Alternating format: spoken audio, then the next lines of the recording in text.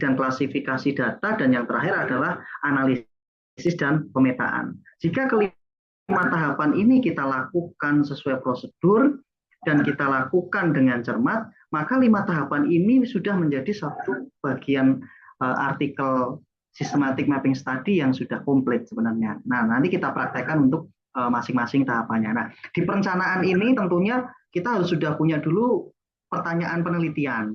Ruang lingkupnya apa? Pemetaan strategi pencariannya nanti menggunakan apa? Kriteria pemilihannya seperti apa? Nah, ini nanti juga masuk di bagian metodologi, misalnya dengan metode Prisma atau dengan metode 4SSLR dan lain sebagainya. Kemudian dalam pelaksanaan pencarian nanti kita menggunakan untuk prakteknya database Scopus saja. Saya rasa teman-teman sudah punya akses ke situ, nanti bisa dipraktekkan bagaimana cara mencari sumber-sumber. Karena biasanya teman-teman kan mencarinya langsung di Google atau misalnya pakai Google Scholar, atau kalau yang sudah lebih mendalam lagi misalnya ada elicit.org gitu kan, ada Research Rabbit itu misalnya teman-teman pakai itu, atau sekarang kan banyak AI terkait itu. Cuma kalau kita menggunakan sumber-sumber AI dan sebagainya itu sejauh mana gitu kan kredibilitas artikel-artikel yang memang kita butuhkan untuk kita buat pemetaan itu bisa dipertanggungjawabkan. Karena kita ya memang kita nggak bisa meninggalkan AI kan, aktivitas kita sehari-hari, bahkan WhatsApp pun sudah tertempel meta AI kan, artinya memang butuh, tetapi bagaimana kita memfilterisasi, bagaimana kita melihat sejauh mana informasi-informasi, terutama artikel jurnal itu bisa kita pertanggungjawabkan, dan ini memang artikel yang ilmiah melalui proses panjang untuk sampai proses penerbitan, tidak hanya sekedar tulisan-tulisan yang tidak punya pertanggungjawaban secara ilmiah. Itu pada saat Pak Yanuar, ya, boleh menyelang ya Pak? Mungkin bisa ditunjukkan website-website di mana mahasiswa bisa mencari literatur, karena sejauh ini yang mereka tahu hanya akademia sama ResearchGate. Mohon bisa ditunjukkan Pak sumber-sumber literatur yang mereka bisa itu explore. Tadi yang Scopus, saya kira Pak Sutrisno pernah menyampaikan bahwa UNESA itu berlangganan Scopus kan, Iya, betul Bu. yang bisa diakses. Jadi Bisa. mungkin mahasiswa yang mungkin belum tahu bagaimana mencari sumber-sumber datanya bisa diarahkan ke sana, Pak. Kalau tadi Pak Yanuar bilang elicit. Iya, elicit belum ya Bu, belum juga ya. Kalau itu kan yang free, elicit.org. Ini saya share dulu. Bisa ditampilkan, Pak. Ya, oke. Sudah terlihat Bu? Belum. Sudah ya? Sudah. Oh, sudah sekarang. Oke. Nah, ini ada namanya elicit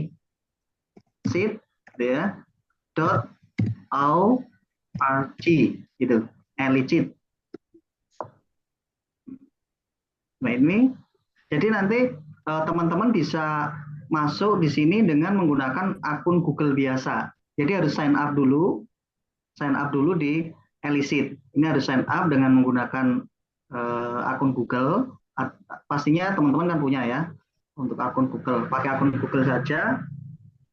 Nanti setelah masuk teman-teman bisa mengeksplorasi gitu ya, mencari sumber-sumber artikel yang biasanya menggunakan langsung atau Google Scholar ya, biasanya Google Scholar yang dipakai. Kalau pakai ini lebih komprehensif karena di Elicit ini bisa dibantu oleh Elicit itu sendiri, misalnya pada detail apakah isi dari artikel tersebut, metodenya seperti apa, begitu. Ini bisa langsung dipraktekkan saja teman-teman di elicit.org. Nanti langsung sign up ya, sign up menggunakan akun Google. Nah, ini.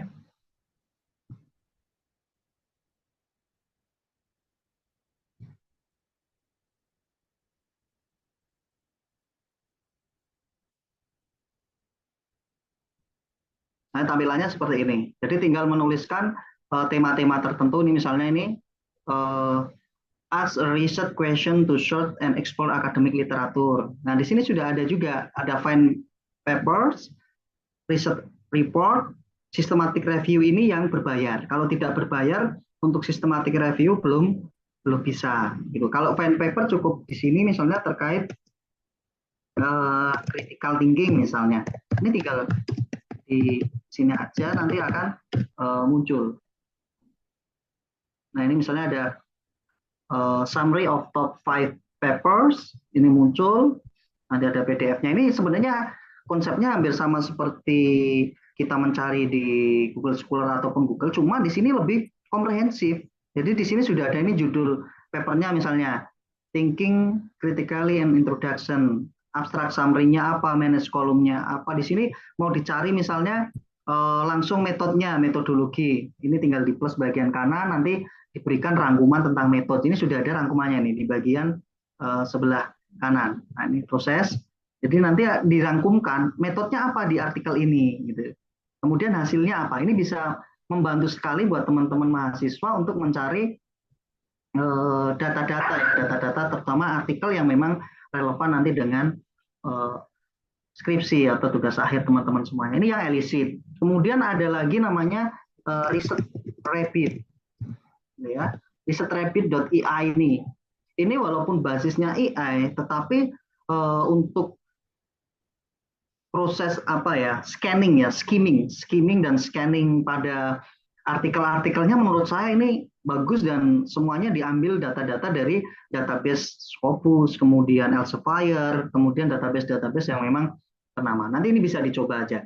Yang terkait dengan Research Rapid ini juga harus karena harus mengisi juga ini, mengisi nanti teman-teman emailnya, passwordnya, membuat akun di sini. Setelah membuat akun di Research Rabbit, nanti basis kerjanya atau logaritma kerjanya hampir sama dengan elicit.org. Nah, yang akan kita gunakan untuk systematic mapping study kali ini adalah yang Scopus ini, yang Scopus. Nah, Scopusnya ada di scopus.com begitu ya, scopus.com biasa. Cuma mungkin gini Bu Sylvia, ada salah satu mahasiswa atau akunnya siapa yang nanti saya cek akunnya sudah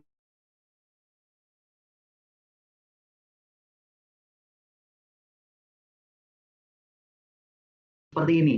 Belum ada set dokumen. Dia hanya tampilan Scopus biasa, hanya mencari author submit, biasanya ada author, kemudian ada title, tapi belum ada tampilan set dokumen seperti yang ada di layar yang saya bagi. Begitu. Nanti bisa dibantu untuk share screen salah satu saja, apakah akunnya memang sudah diaktifkan. Karena walaupun akun student, kalau kampusnya sudah berbayar itu, walaupun sudah aktif, kalau tidak di sign in di dalam Scopus, maka belum bisa mencari artikel-artikel yang unlimited, yang tak terbatas, karena basisnya adalah Pro. Begitu Bu.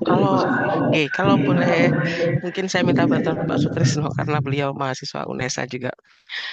Saya mungkin hampir yakin kalau mahasiswa S1 belum tahu bahwa kita sudah berlangganan kan mereka bisa akses scopus.com ini. Betul nggak Pak Sutrisno? Iya, betul Bu.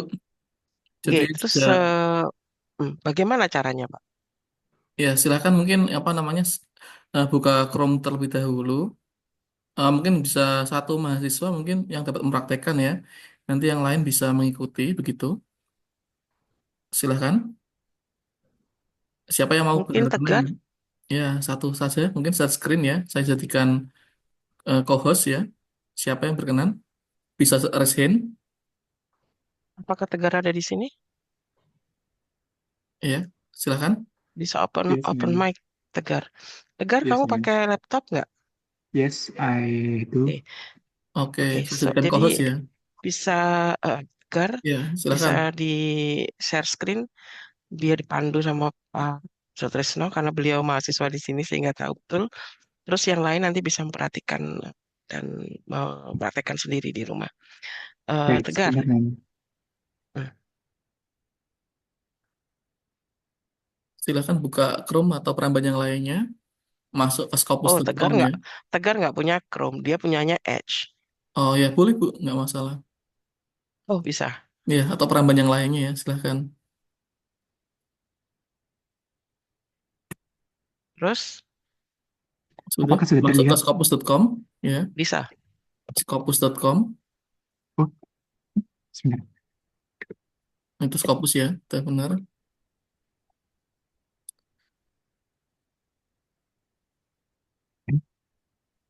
Oh, sebentar Pak. Ya, saya ubah ke S saja. Oh ya, kalau bisa ini ya masuk sebagai akun mahasiswa ya.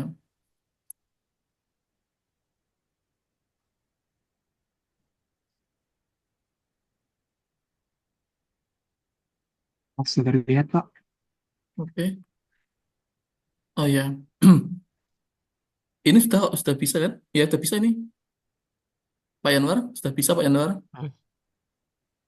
Itu sudah Ya, sudah sudah aktif bisa. berarti Pak Tris Hmm, itu sudah sudah bisa ya. bisa di langsung Gunakan. eksplor nanti. Ini juga sudah Sudah. sering menggunakan sepertinya ini. Pencarian, Hmm. story-nya sudah ada. Tapi yang lain belum tentu Pak Tris. Coba ada Bisa lagi jadi yang ada yang mengalami belum pernah kendala? menggunakan kan belum pernah. Yang kendala aja Ibrahimovic yang mungkin? hmm. Boleh. Bisa jadikan Kamu co-host ya. sudah pernah Bisa. akses scopus.com? Oh iya betul. Co-host dulu. Oke, sudah.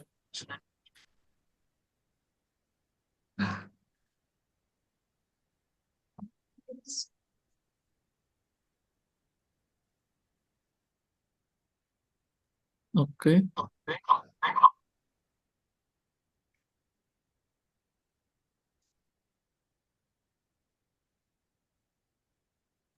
Ini login dulu. Ya, login dulu. Jadi harus menggunakan account unesa.ac.id ya, Ya, Pak? betul Bu.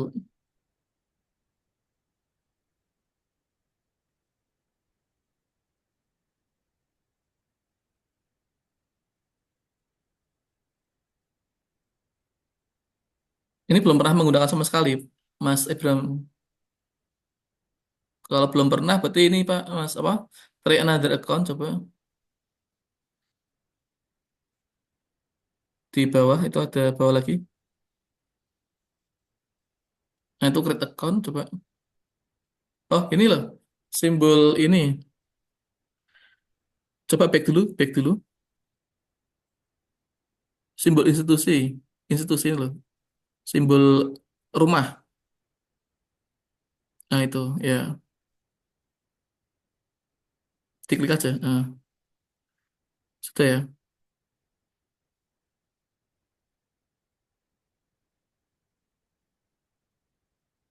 Ini cuma ini lihat aja cuma ini aja Pak.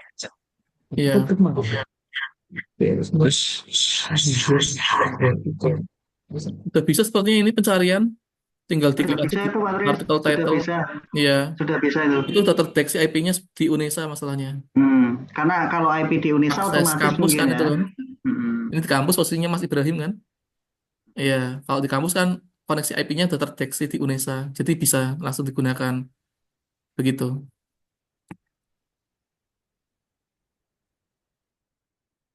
Oke, jadi untuk yang lain nanti bisa dicoba karena kemarin di kelas masih banyak bertanya bagaimana mendapatkan reliable sources. Jadi bukan data artikel mahasiswa atau grey literature yang lain, sehingga nanti bisa dicoba scopus.com-nya ini. Begitu, Yanwar. Bisa dilanjutkan. Terima kasih, Ibrahim. Oke, baik Bu Silvi. Baik, saya lanjutkan tadi presentasinya. Jadi seperti yang sudah tadi didemonstrasikan, memang sources yang paling dalam tanda kutip ya, yang saat ini memang dalam dunia akademik kita percaya salah satunya memang di database Scopus gitu, karena metadatanya komplit. Walaupun sebenarnya ada data-database di luar Scopus juga ada. Cuma kalau ngambilnya dari Google Scholar, dari Google itu kan kita kadang yang saya sampaikan tadi, kadang reliabilitasnya itu reliable ini validnya enggak, ini kan tidak jadi jaminan. Tapi kalau yang tidak dengan akun resmi tadi bisa menggunakan Elicit atau Research Rabbit itu yang bukan. Tapi kalau punya akun Scopus sudah aktif seperti ini ya kita pakainya Scopus aja gitu. Itu sudah pasti itu kan karena sudah artikel-artikel yang memang sudah tersaring begitu. Nah ini saya share screen lagi terkait tadi SMS-nya, nanti kita